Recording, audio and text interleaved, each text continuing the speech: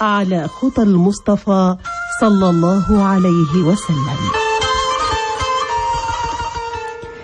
أخرج الإمام مسلم في صحيحه عن أبي مالك الأشعري قال رسول الله صلى الله عليه وعلى آله وسلم: الطهور شطر الإيمان، والحمد لله تملأ الميزان، وسبحان الله والحمد لله تملأان أو تملأ ما بين السماوات والأرض، والصلاة نور، والصدقة برهان، والصبر ضياء، والقرآن حجة لك أو عليك.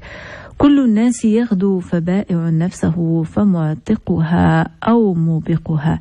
لفهم معاني هذا الحديث النبوي الشريف تحضر معنا الأستاذة بشرى برطيع، عضو المجلس العلمي المحلي للإسقاط. أستاذتي، السلام عليكم ورحمة الله تعالى وبركاته. وعليكم السلام ورحمة الله تعالى وبركاته. سادتي الكريمة، أهلا وسهلا ومرحبا، وشكرا على تواصلك معنا أستاذتي الفاضلة في هذه الفقرة. بارك الله فيك وشكر الله لك هذه الدعوة. العفو أستاذة. إذن نبدأ معنا الحديث النبوي الشريف. بسم الله الرحمن الرحيم. الحمد لله والصلاة والسلام على أشرف المرسلين وعلى آله وصحبه الطيبين الطاهرين وعلى من تبعهم بإحسان إلى يوم الدين. هذا الحديث أستاذتي الكريمة هو من جوامع كلمه صلى الله عليه وسلم، وهو أصل عظيم من أصول الإسلام لاشتماله على العديد من التوجيهات والعظات السامية، تدعو كل من آمن بالله ربا وبالإسلام دينا أن يتمسك بها ويعمل بمقتضاها. يذكر فيه النبي صلى الله عليه وسلم كل ما يهم المسلم في حياته وآخرته. وأول ما ابتدأ به النبي صلى الله عليه وسلم وصيته هو الطهور، والطهور بالفتح للماء وبالضم للفعل، وهو المراد هنا. والطهور شرط الصلاة ومفتاح من مفاتيح أبواب الجنان، ويقصد به الفعل الشرعي الذي يزيل الخبث ويرفع الحدث، ولا تصح الصلاة إلا به. الطهور شطر الإيمان، ويشمل بالإضافة إلى طهارة الظاهر طهارة الباطن، طهارة الجوارح باجتناب النجاسات ورفع الحدث، وطهارة القلب من الشرك وأمراض القلوب.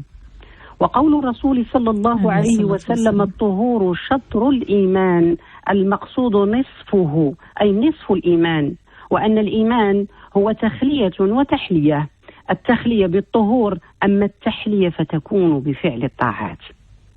ثم ينتقل الحديث إلى الترغيب في ذكر الله عز وجل، فقال: والحمد لله تملأ الميزان، وسبحان الله والحمد لله تملأان أو تملأ ما بين السماوات والأرض. وهذا يبين عظيم الأجر المترتب على هذه الكلمات الطيبات، فالحمد لله تملأ الميزان يوم القيامة. والحمد لله وصف الله تعالى بالمحامد والكمالات الذاتية والفعلية، تملأ ميزان الأعمال لأنها عند الله عز وجل عظيمة. ولهذا يقول النبي صلى الله عليه وسلم: كلمتان حبيبتان إلى الرحمن، خفيفتان على اللسان، ثقيلتان في الميزان، سبحان الله وبحمده، سبحان الله العظيم. لذلك يستحب للعبد إذا دعا أن يقدم بين يديه عز وجل الثناء الجميل، مما يكون أدعى لقبول دعائه. وسبحان الله والحمد لله الجمع بينهما، تملأان ما بين السماء والأرض لعظمهما. أما الصلاة السادة الفاضلة فقد وصفها الرسول صلى الله عليه وسلم بالنور، والصلاة نور لأنها تهدي إلى الصواب. فكما أن النور يستضاء به إذا كان الناس يستعينون على الظلمة بالنور كي تتضح لهم معالم الطريق ويهتدوا إلى وجهتهم، فكذلك شأن الصلاة أيضا، فهي نور الهداية الذي يلتمسه العبد، حيث تمنع الصلاة صاحبها من المعاصي وتنهاه عن الفحشاء والمنكر، لقوله سبحانه وتعالى: وأقم الصلاة إن الصلاة تنهى عن الفحشاء والمنكر. ولا تكون الصلاة نورا لصاحبها في الدنيا فحسب، بل يشمل ذلك الدار الآخرة، كما قال عليه الصلاة والسلام: بشر المشائين في الظلم إلى المساجد بالنور التام يوم القيامة. والصدقة برهان، أي دليل على صحة إيمان صاحبها، وسميت صدقة لأنها دليل على صدق إيمانه وبرهان على قوة يقينه. فإذا كانت الصلاة عبادة بدنية فإن الصدقة عبادة مالية، يزكي بها المسلم ماله ويطهر بها نفسه من بخلها وجشعها وحرصها على المال، خاصة وأن النفوس قد جبلت على محبة المال والحرص على جمعه، كما في قوله عز وجل: وتحبون المال حبا جما. والصدقة أستاذتي الفاضلة يتعدى نفعها إلى الغير، بها تسد حاجة الفقير ويكفل اليتيم، وتتجلى بها مظاهر التلاحم والتضامن بين فئات المجتمع. والصدقة من أحب الأعمال إلى الله تعالى، وبرهان ساطع على إيمان صاحبها وصدق يقينه بربه. نعم. ولتسمح لي أستاذتي الكريمة بأن نقف قليلا مع وصفه صلى الله عليه وسلم الدقيق للصبر. والصبر ضياء، ذلك أن الصبر لا بد أن يصاحبه شيء من المعاناة والمشقة، وأن فيه نوعا من المكابدة للصعاب. والصبر ضياء بأنواعه الثلاثة: الصبر على الطاعة، والصبر عن المعصية، والصبر على الأقدار المؤلمة. فهو ضياء ينير الطريق لصاحبه.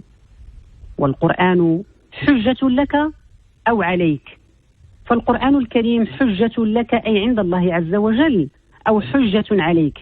فإن كنت عاملا بأوامره مجتنبا لنواهيه يكون حجة لك يوم القيامة، أو حجة عليك إن أعرضت عنه أو فعلت ما يخالف أوامره ونواهيه.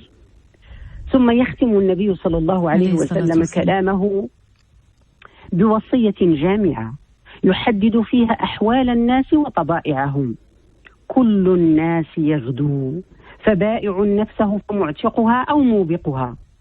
أي كل إنسان يسعى لنفسه في الدنيا، فمنهم من يبيعها لله بطاعته فيعتقها من العذاب، ومنهم من يبيعها للشيطان والهوى باتباعهما فيوبقها أي يهلكها. يقول الله عز وجل: ونفس وما سواها فألهمها فجورها وتقواها قد أفلح من زكاها وقد خاب من دساها. نعم.